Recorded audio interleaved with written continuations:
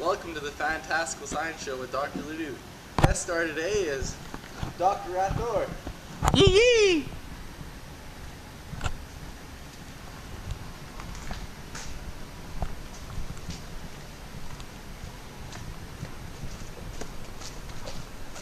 Please have a seat.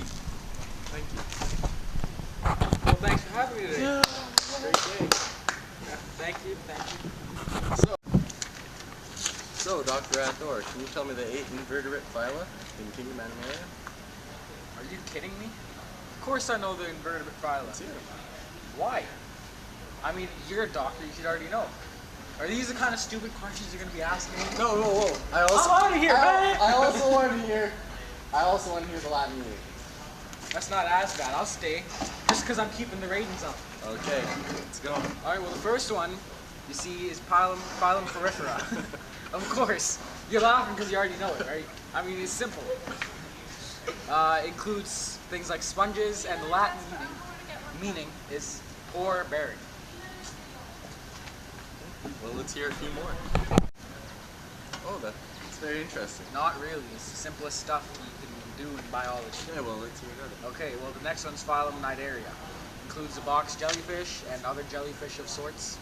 And the Latin meaning means nettle. So the next one is Platyhelminthes. It's kind of long, but it's just as simple as the other ones. I mean, it includes tapeworms and other worms like that. You know, the Latin definition of Platyhelminthes is flatworms. I bet you didn't know that, did you? No, that's new for me, thanks. Yeah, I'm a talk show host, not even a doctor.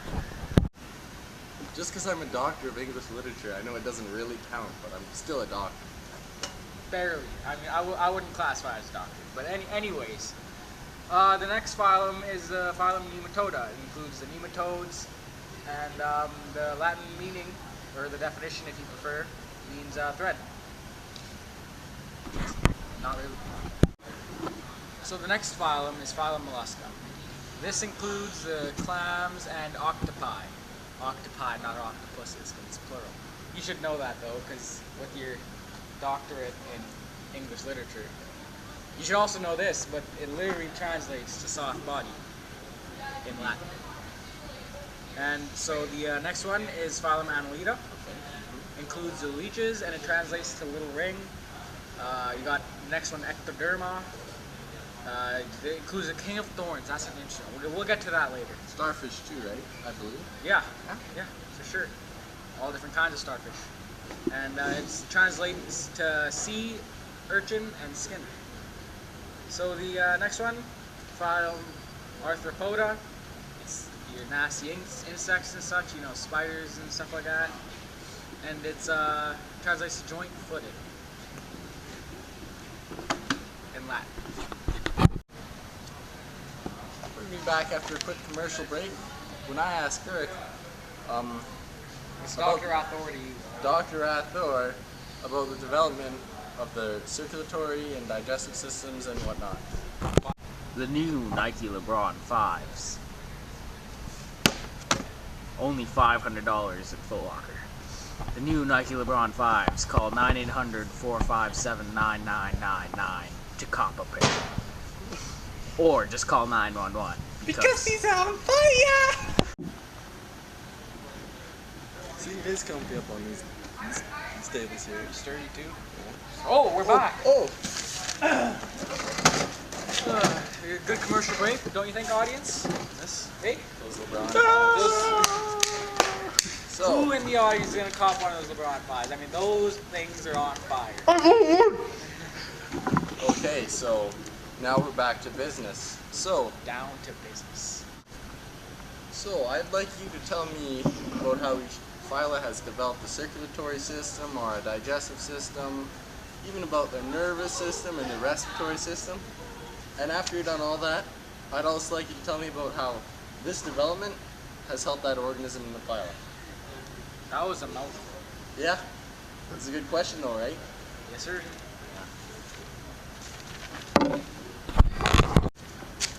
Alright, well, phylum Porifera, what can I say about this one? It doesn't even have two tissues. I mean, it's as basic as you can get. No digestive system, circulatory, respiratory, or nervous system. I know, I hear the crowd laughing because it's so idiotic. It's just as simple as it As gets. simple right? as it can get. So the next one is phylum Nidaria. Yeah, with the It's- silent C, right? Silent C. Capital C. Oh.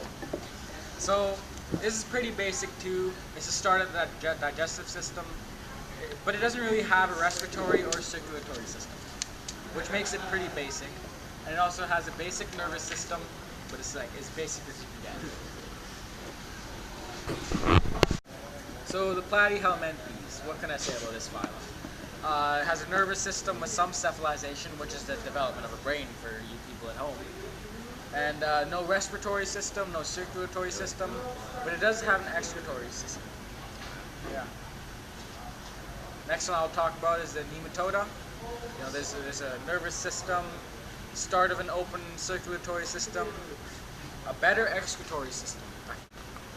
And the phylum nematoda also has a very basic respiratory system, the start of it. So the next one is the mollusca, as you can recall, is the octopi.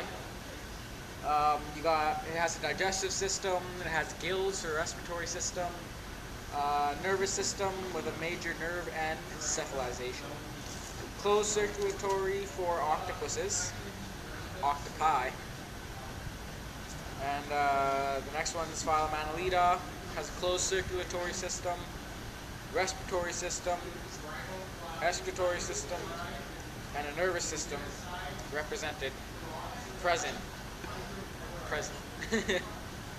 with no cephalization. Go. So the next one's Echinodermata. Has a digestive system, nervous system, respiratory system. Also has a closed circulatory system, which is interesting. Next one's Arthropoda. Has a digestive system, a nervous system, a closed circulatory system, and a respiratory system. Wow, that's pretty advanced. Yeah. Okay, and the advantages and such. So the phylum Porifera has is very basic, so it has no development.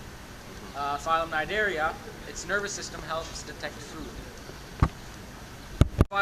So the phylum Platyhelminthes has a slightly cephalized nervous system, which allows for better decisions. The excretory system allows for better removal of waste.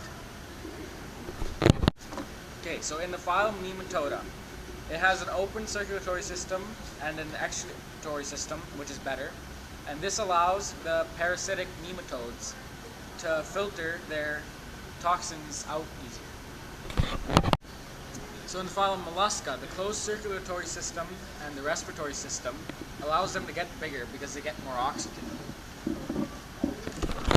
And the nervous system in the octopus allows for intelligence. So since the phylum Annelida has closed circulatory system, a complete digestive system, a respiratory system, and an excretory system, this allows the whole phylum to be more efficient. So in the phylum Echinoderma, same thing as Annelida, it just makes it more efficient, and same with Arthropodia.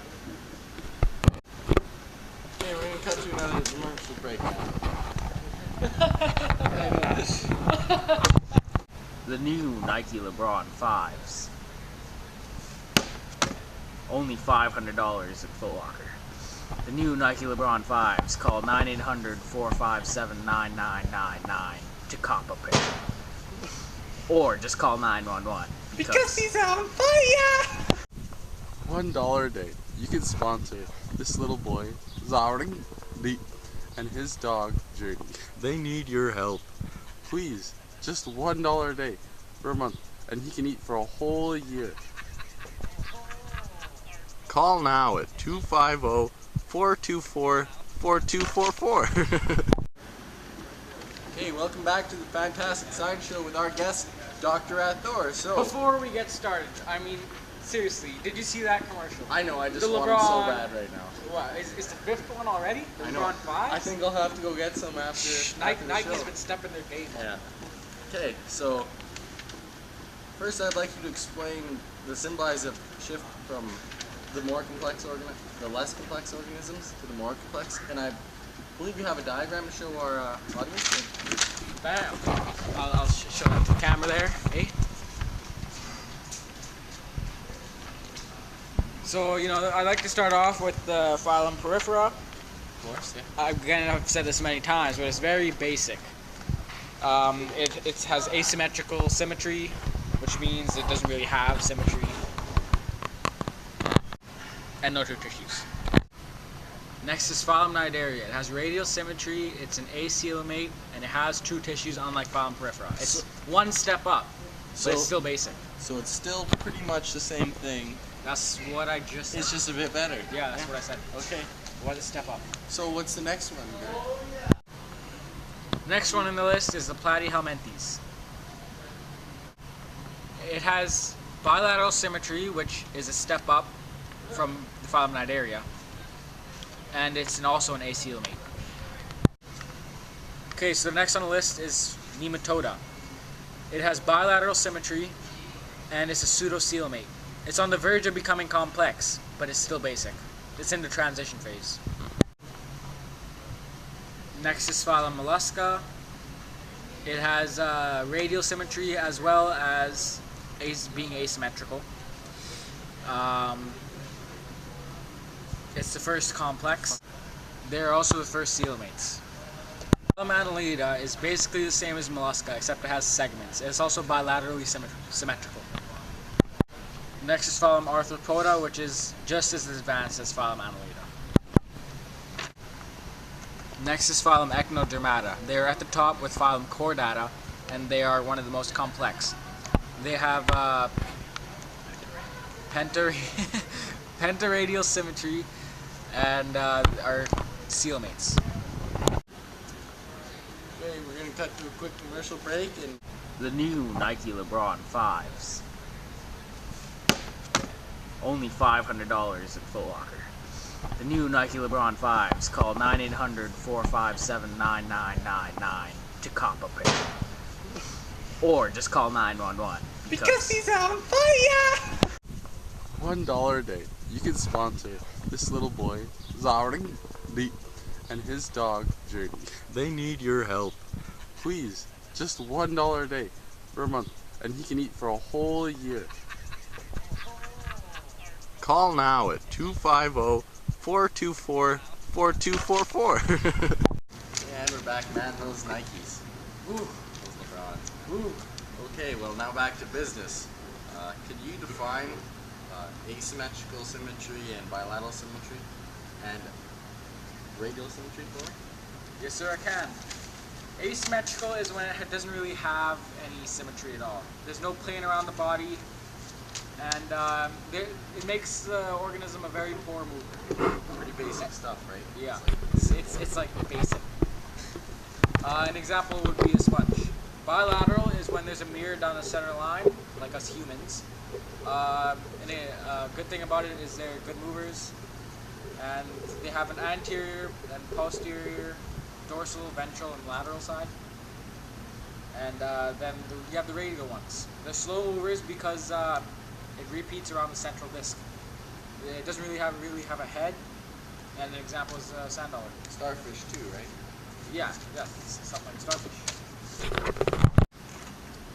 So, Gurk, is there any sort of trend as these organisms get more complex between being asymmetrical or bilateral? Yeah, so when it moves up from asymmetrical to radial to bilateral, it gets more complex. So, Gurk, could you explain the changing complexity for each organism in their respective phyla, and also, expand on how that helps or hinders it? Yeah, sure. First you have acoelomate, which is without gut-body cavity. There's mesoderm everywhere between the endoderm and exoderm, but there's no room for anything else, which hinders it. This is an acoelomate right here. So that's the most primitive, basic. It's the kind most of body basic. plan, It's the right? most basic. Okay. One step up from that is a pseudocoelomate, which is a fake gut.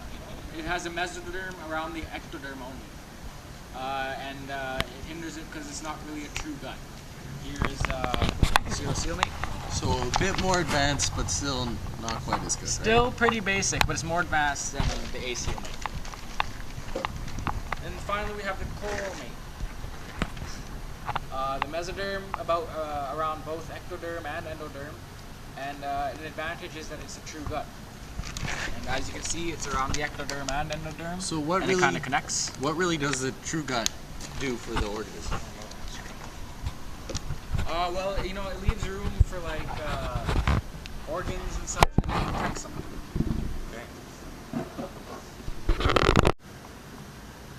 So, Dr. Athor, is there a change in the body plan as you range in from complex to less complex?